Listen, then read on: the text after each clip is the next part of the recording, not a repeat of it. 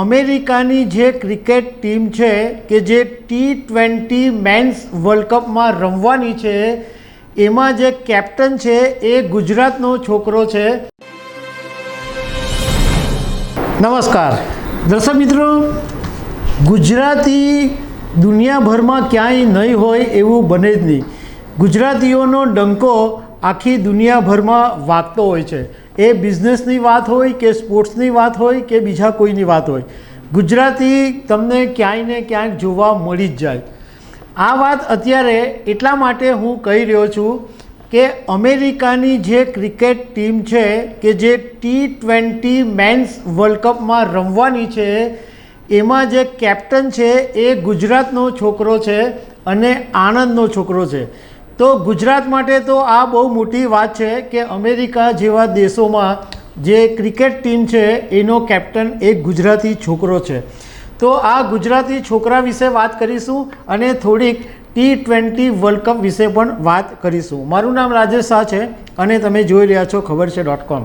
દર્શક મિત્રો, T20 men's world cup આ જેવું IPL પૂરું થશે એટલે શરૂ થવાનું છે। 2 જૂનથી શરૂ થશે અને 29 જૂન સુધી આ T20 વર્લ્ડ કપ રમાવાનો છે અને કુલ 55 મેચો રમાવાની છે। આ વખતે યજમાન દેશ તરીકે અમેરિકા અને વેસ્ટ ઇન્ડિઝ છે, એટલે આ જે બધી મેચો છે એ અમેરિકા અને વેસ્ટ ઇન્ડિઝની અંદર રમાવાની છે।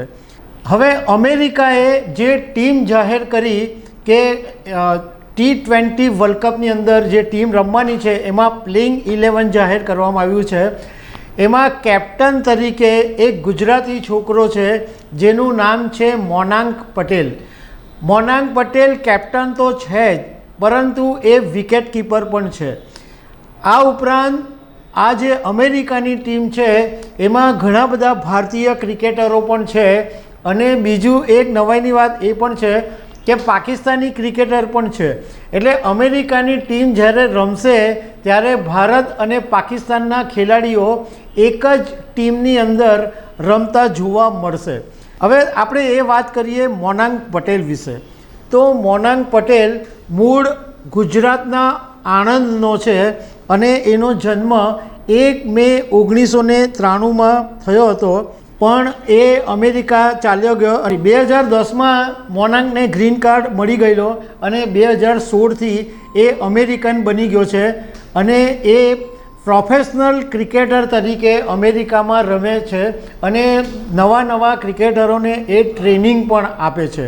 મોનાંક પટેલ અમેરિકામાં એક પ્રોફેશનલ ક્રિકેટર છે અને એ ત્યાં આગળ વન ડે પણ રમેલો છે, T20 પણ રમેલો છે અને એ અહીંયા ગુજરાતમાં અંડર 19માં પણ એ ક્રિકેટ રમેલો છે।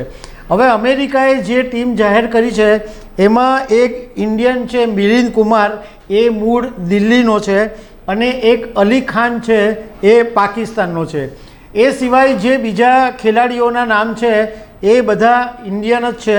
એમાં નીતિશ કુમાર છે, સાયન જહાંગીર છે, સૌરભ નેત્રાવલકર છે, હરમિત સિંહ છે, JCC છે, નિસર્ગ પટેલ છે। આ બધા અમેરિકાની જે ક્રિકેટ ટીમ છે એમાં સામેલ છે। પણ એક એવું કહેવાય છે કે અમેરિકાની અંદર ઉન્મક્તચંદ બહુ ક્રિકેટ માટે જાણીતું નામ હતું, પરંતુ આ અમેરિકાની ક્રિકેટ ટીમમાં ઉન્મક્તચંદનું નામ જાહેર કરવામાં નથી આવ્યું। હવે અમેરિકાની જે પહેલી મેચ છે એ અમેરિકાના જે સમય છે એના મુજબ 1 જૂન થશે, આપણે ઇન્ડિયાના સમય મુજબ 2 જૂન થઈ જશે, કારણ કે અમેરિકા લગભગ 9-10 કલાક પાછળ છે। હવે પહેલી મેચ જે અમેરિકાની રમાવાની છે એ કેનેડા સાથે રમાશે, બીજી મેચ 6 જૂને પાકિસ્તાન સાથે રમાશે અને એ પછી ભારતની સાથે અમેરિકાની ટીમ 12 જૂને રમવાની છે। અમેરિકામાં જે મેચ રમાવાની છે એની અંદર ગ્રુપ પાડવામાં આવ્યા છે। Group A, group B, group C અને ગ્રુપ D એવા 4 ગ્રુપ છે। તો એ ગ્રુપ છે એની અંદર ભારત છે, પાકિસ્તાન છે, આયર્લેન્ડ છે, કેનેડા છે અને અમેરિકા છે। ગ્રુપ B છે એની અંદર ઇંગ્લેન્ડ છે, ઓસ્ટ્રેલિયા છે, નામીબિયા છે, સ્કોટલેન્ડ છે, ઓમાન છે અને ગ્રુપ C છે એ New Zealand, West Indies, Afghanistan, Uganda અને પાપુઆ ન્યૂ ગિની.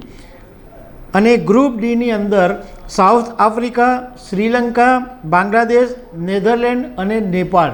એટલે આ વખતે T20 મેન્સ વર્લ્ડ કપ છે એમાં ઘણી બધી એવી ટીમો છે કે કદાચ પહેલીવાર રમતા જોવા મળશે. 5 જૂને ભારતની પહેલી મેચ રમાવાની છે અને એ ભારત વર્સિસ આયર્લેન્ડની મેચ હશે. તો દર્શક મિત્રો, આવી અનેક વાતો સાથે અમે તમને મળતા રહીશું. Thank you very much.